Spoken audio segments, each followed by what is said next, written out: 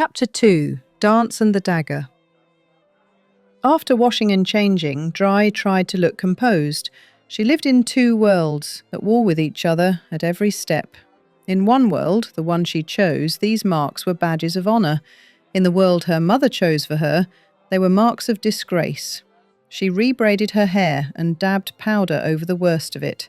Her eye was already swelling. A scratch on her chin would darken by nightfall. The three headed to Clan Akawan's pavilion. Clan Akawan wasn't really a clan, not anymore. They were more like a guild now, with their lace, buttons, carvings and jewellery.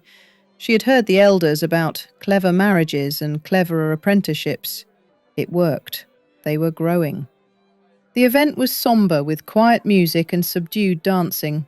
The table groaned with kebabs, greens and sugared things Drei didn't have the appetite for. Fatia was already here somewhere. People mingled, ate and danced. Joom noticed her the second she entered. He was surprised, not expecting her. "Hoya," he whispered, gesturing at the girl. "Oh, by the house colours, your dangerous little street cat is the eldest daughter of House Sano." Hoya grinned. Her mother must be delighted. Grateful the food was already served, Drei, Roma and Sen rushed the table, piling their plates high. A steward eyed the trio and was about to question them, until he noticed Drei was dressed in Sano house colours of grey, silver and black. Roma had a bow of that colour holding back her curls, and Sen had one wrapped around his upper arm. "I don't see your mum," Roma whispered, leaning across Sen toward Drei. "Maybe we missed her," Senjab answered casually, pushing his way between them toward the food, his real focus. "Just eat so we can get out of here." Drei hushed them. "Drei," her mother sighed from behind her. Drei flinched in surprise. The soft lilac perfume touched her nose. She stood to face her. The chair scraped across the floor, tipping. Roma caught it and set it upright, wishing she could disappear. Next to her, Sen moved to stand. Roma gripped his wrist and mouthed the word, "No." Drei was in a world where neither of them could protect her. "Mother." Drei smiled, even as blood rushed to her cheeks. She curtsied low, as was custom. Drei and her mother weren't what some would consider close. Drei spent more time with seamstresses and nursemaids. "Look at you." Fatia Sano lifted a strand of Drei's hair and let it fall again. "Fighting? You have opportunity your friends can't dream of, you silly girl." "I'm sorry." Drei kept her eyes downcast. "Mercenary law is the rule of the land, Mother. Father sees that my efforts bring honour to the family." "Honour? Is that what it looks like?" Fatia touched Drei's bruises sadly. "I just hate how you're wasting your talents. Look at you, beaten half to death. And all of this happened today, didn't it? By the old gods, look at your hands." She sighed in resignation. "You know your father is very sick. And if you were smart..." The threat was only faintly veiled. Contracts her father had signed could be renegotiated by Fatia, and Fatia would wield Drei's future like a tool. "Stop it, Mother," Drei whispered. "I've met you halfway. I work for the house. I'm here doing your bidding out of loyalty to my father. This is not where my future lies."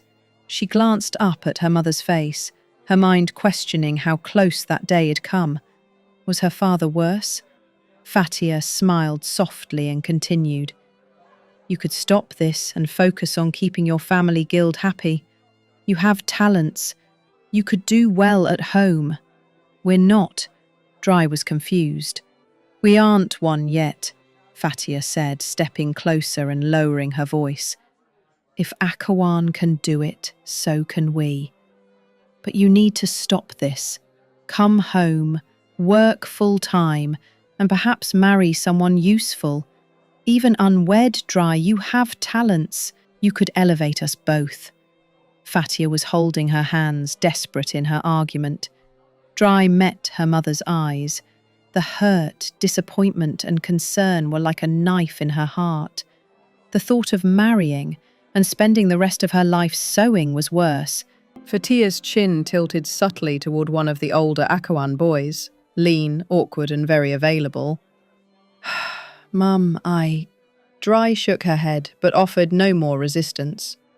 Go mingle, Fatia encouraged, then commanded. Try, please. You might be surprised. Mother, Drei shook her head. This isn't who I am. Please, I have worked hard to arrange a meeting. Ty Evan. She pointed discreetly. Talk to him, please. Drei sighed, smiling dully. It was impossible to say no to her mother for long. As she walked away, she watched her mother pull the clan colours out of Roma's hair and off Sen's arm, pointing them to the camp's exit from the corner of her eye. Sen scooped the food from his plate into his hands, glaring at Fatia as he rushed out. Roma did the same, mashed potatoes dripping between her fingers. Roma giggled as she ran. Best dinner party? Sen answered over his shoulder. Oh no! We get to eat and we don't have to look interested. Roma snorted as they ran. The steward made a weak attempt at chasing them to the exit, not really wanting to stop them, but not wanting to seem indifferent either. Because she was watching her friends and not where she was going, she nearly ran into Joom. He caught her by the shoulder before she collided with him. Careful! Careful! He smiled down at her, almost warm. Drei spat out a flustered apology before taking a double take. Oh, we had a contest earlier. An unfair one. Joom scanned the room, then met her eyes. Her eyes stayed on him, the real threat in the room. You cheated anyway, as I recall. His smile was a slow shrug, like a predator pretending not to notice prey. Neither of us belong here, do we? He glanced around again. You with your bruises, me with... He paused, failing to find a word. He grimaced. Well, me. Drei couldn't help but like him a little bit. This was the kind of man she chose to spend time with. Not refined, not well-spoken. Still, the violence of their last encounter echoed itself in the wound at her hip. We don't belong here, she agreed, smiling. And yet, we are here. What are your hopes for this party? Not out to catch a husband, are you? What? Joom glared down at her. She nearly dropped her glass at the sudden change in his mood. He paused, then smiled slowly, catching the joke. That's your job, then? Drei nodded, about to leave. You don't belong in either world, do you? Drei. He smiled, gripping her arm lightly. Drei tilted her head, not sure if he was kidding. Frightened, but intrigued. A man in combat wasn't the same man over cups. Circumstances had set them against each other earlier today, and she knew better than to take tournament behavior personally. I have responsibilities in both, it seems, she smiled lightly. Joom was well known. She placed him now. Joom, the guild champion, with a reputation for violence and victories. He couldn't let her get the upper hand. His career wouldn't stand it. Drei rolled her glass in her hand, considering him too long. His eyes stayed on her. Predatory. It prickled her skin. She fought a shiver with a deep breath. Your mother doesn't approve of your activities? Joom gestured toward Fatia. The thumb of his other hand caressed her forearm. Sire, you seem to know a great deal of me. I know only of your reputation. My friend Hoya is in the business of knowing things. Don't be alarmed. As for my reputation, it's not as bad as they claim, I assure you. Drei laughed despite herself. Everything in her instincts told her he was exactly as bad as they claimed. His hold on her arm was too strong to escape politely, but subtle. He was revealing himself, cunning, well-spoken, and dangerous. Joom continued, You don't have to continue down the path you have set for yourself. You could help your mother, perhaps wed into a mercenary guild. He glanced down to her from the corner of his eye, still watching where Fatia mingled. "You offer yourself, then?" Drei asked, imagining this all a joke. "I do." Joom focused his attention on her. Drei looked up, her mouth agape, stunned. "Why?" Joom laughed, thunderous, drawing eyes. "Why? You're beautiful, young and no doubt fertile." Drei blinked at him, quietly stunned. "And my mother told me romance didn't benefit growing houses." Joom frowned slightly. "She's right," he thought for a moment. "True romance grows over years of dedication.